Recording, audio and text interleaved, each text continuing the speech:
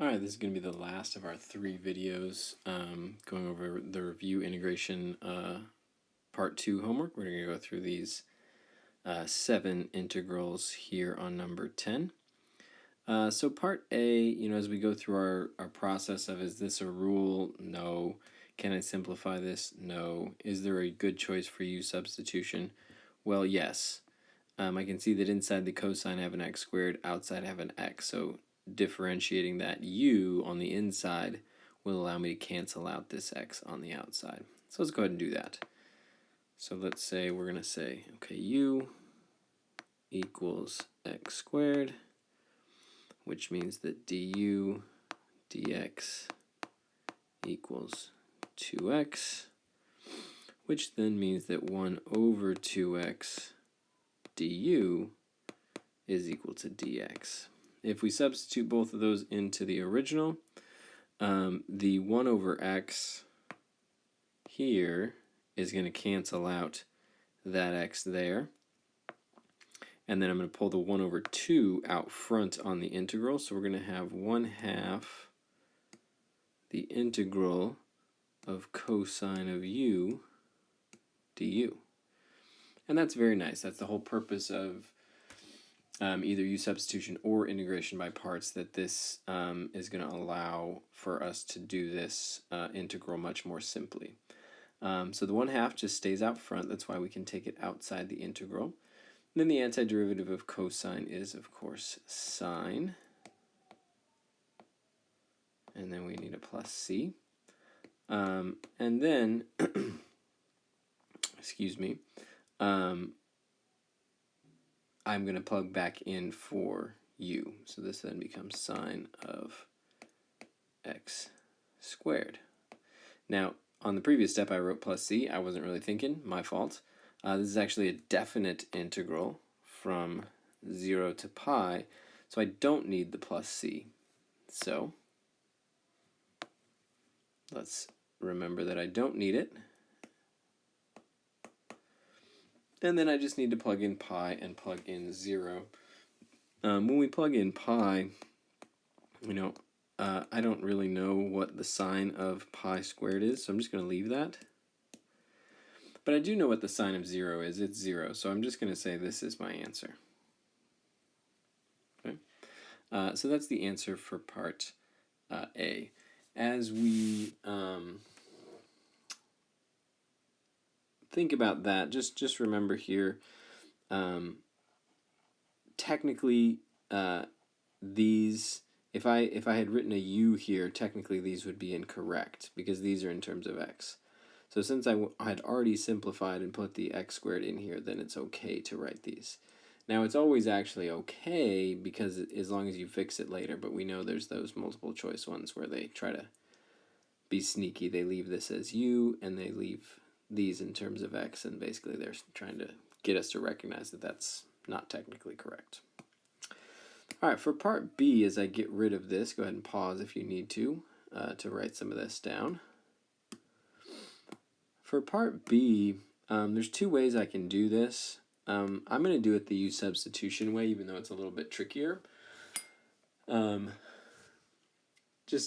allows us to avoid integration by parts, which is technically not on the 2020 exam. Okay, so for part B, sorry, just trying to use my space here, we're going to say u is equal to x minus 1.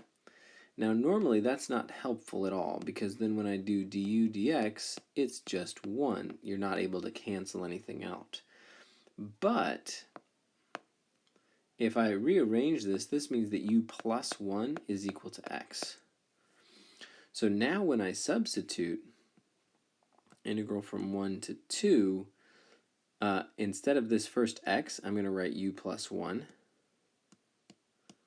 And then I'm going to write, instead of the square root of x minus 1, well, x minus 1 is now u, and I'm going to write this as u to the 1/2, and then the du is dx. So I can just turn that into a du. And we did this in class as sort of a separate day on u substitution, because now I can take this u to the 1/2 and I can distribute it in here. If you prefer to do this by integration by parts, that's fine. We'll review some integration by parts in the next couple problems anyway. So I wanted to look at this one using U substitution. So we distribute 1 to 2, and then U to the 3/2 plus U to the 1/2. Now again, technically, the interval of 1 to 2 is incorrect here, but we're going to fix it, so we're not worried about it. Antiderivative power rule, this becomes 2/5 U to the 5/2 plus 2/3 U to the 3/2. Technically shouldn't be 1 to 2, but we're just going to substitute back in right now and make that okay. 2/5 x minus 1 to the 5/2 plus 2/3 x minus 1 to the 3/2 from 1 to 2. So if we plug in 2 in each set of parentheses, you're going to get 2 minus 1, which is 1 to any power is 1, so you're going to get 2/5 plus 2/3.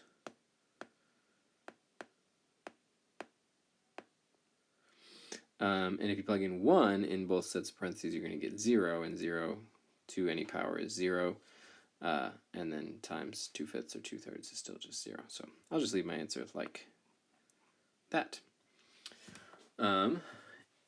Okay, so that's part B. Let's go ahead and get rid of that. Pause if you need to write that down before we go on. Now part C, in this case, we need to think about our process of, is this a rule I should know? No. Can I simplify this? No. Now as we stop and think in this case about U substitution, if this was a 1 over x, then maybe I can think about my relationship between natural log and 1 over x and something canceling out. But that's just not going to happen in this case. So we do have to do integration by parts here. Now if you remember, the formula for integration by parts says that if you start with the integral of u dv, you can turn that into u times v minus the integral of v du. And the whole idea is that this new integral should be simpler than what you started with. And if you remember, we have this nice fancy rule of L I P E E T. 1E. Sorry, I said it twice because my stylus didn't write. Lipit, which tells us the order in which we should pick U for integration by parts. If there's any logs, choose those first, then inverse trig, then polynomial, including monomial, then exponential, then trig. Lipit. So in this case we have a polynomial x and we have a log ln of x. So log comes before polynomial, so the log should be my u. So u equals ln of x, and that means that dv is equal to x dx.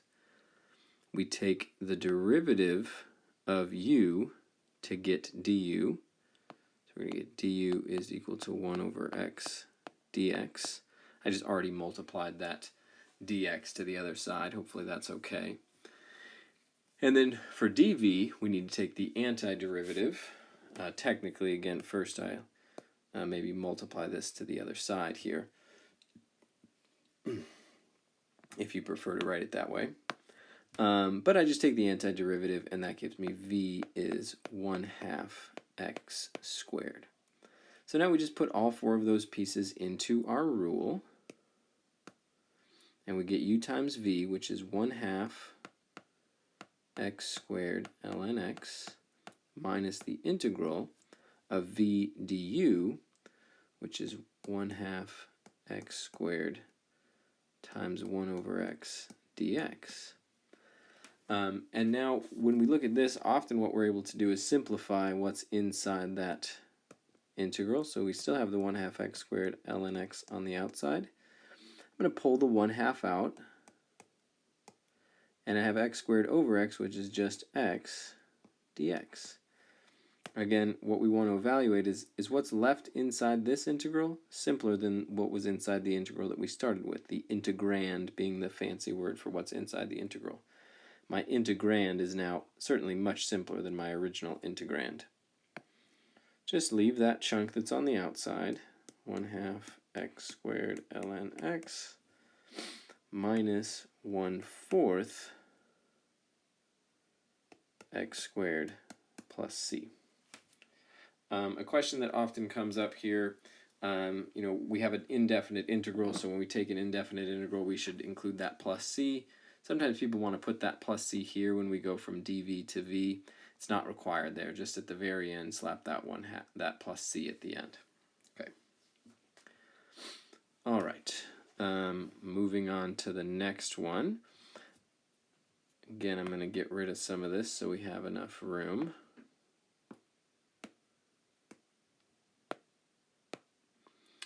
So once again, as you go through, this isn't a rule. You can't simplify it. There's no real obvious way that u substitution would work here. The derivative of e to the t is always just going to be e to the t, and my polynomial is going to continue to be a polynomial. So those derivatives are never going to cancel something else out. So for that reason, we're stuck with integration by parts. So here's our integration by parts formula still, and here's our order in which we choose u. No logs this time, no inverse trig. We do have a polynomial, the t cubed, and we do have an exponential, and we can see that the polynomial comes before. And again, a monomial is just a special polynomial, so it counts. So we go through here, and we say, okay, then if u is going to be the polynomial, actually, as I'm speaking, I realize I skipped part D. We should go back. Let's do it. Same issue, though. This is also an integration by parts one. U substitution won't work. Polynomial and trig, though, instead of polynomial and exponential. But hey, polynomial still comes before trig. So, u is equal to x squared. Du is equal to 2x dx. Then dv is equal to sine of x dx, and v will be equal to negative cosine of x. The antiderivative of sine is negative cosine. Plug that into our formula, and we're going to have negative x squared cosine x for our u times v out front. And then it's minus the integral of v du, but I'm going to pull out the negative 2. So it's going to be plus 2 times the integral of x cosine x. And so this is where we're just so excited because we realize, okay, it is working. This is better than what we started with, but I'm going to have to do it again because, excuse me, this x is still in the way, and I can see if I just do it one more time, one time took me from an x squared to an x, the next time will take me from an x to a constant of 1. So I can see that it's going to work if I do it again. I'm not super thrilled that I have to do it again, but I do in fact have to do it again. So let's go ahead and do it. So just on this chunk here, we've got to do our integration by parts again. So now, same thing, polynomial x, du just equals dx, dv, cosine x dx, antiderivative of that is sine of x. So we plug that whole thing into our formula, and we get x sine x minus the integral of sine of x dx. And so then obviously we've done it because sine of x dx, well, that is a rule that we know.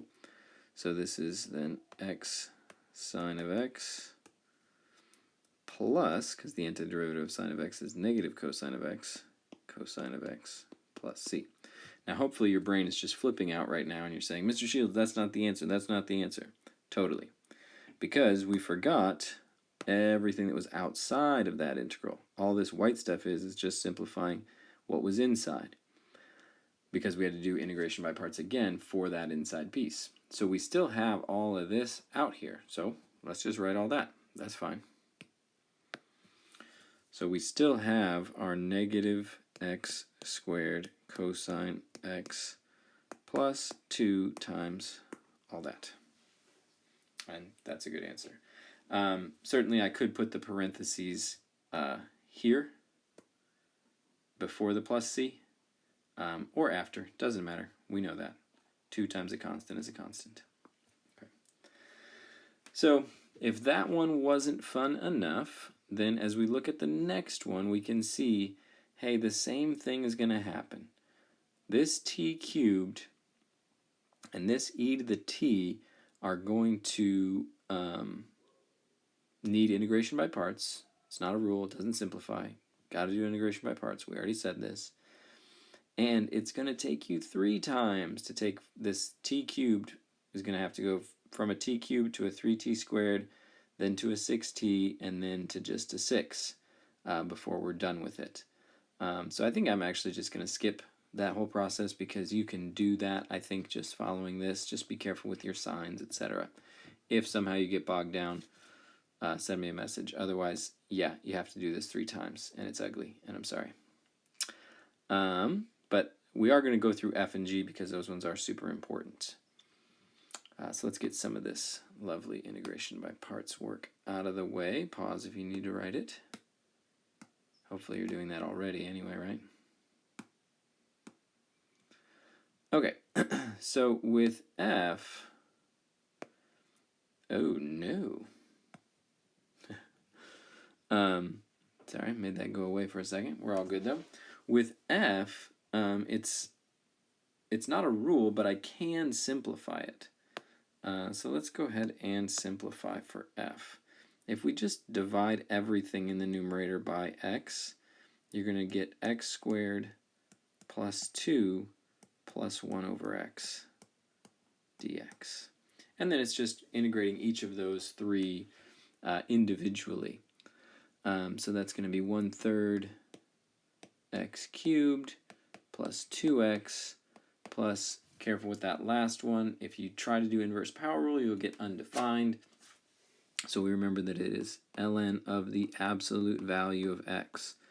One of the most common mistakes that we make is forgetting that absolute value of x.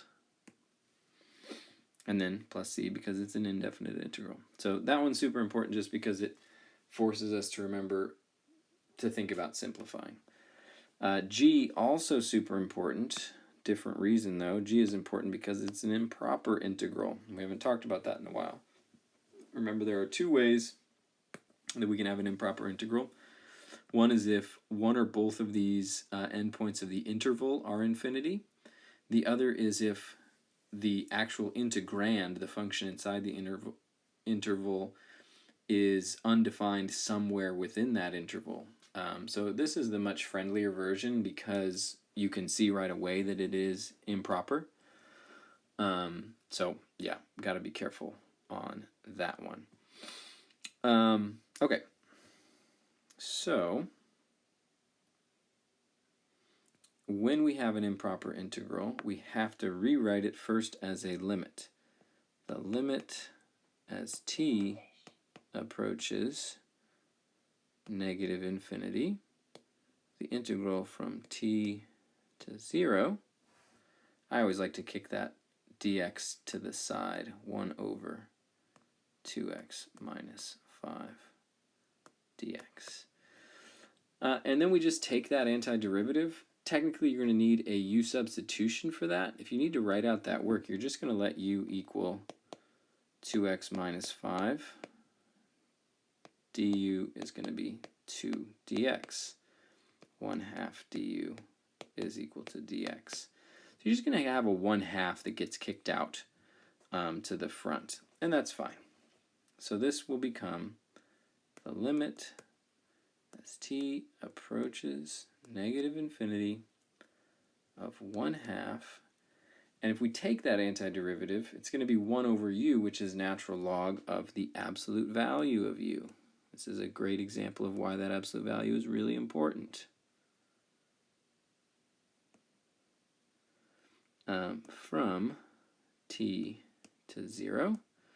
Before you plug in the 0 and the t, make sure that you do substitute back in for u.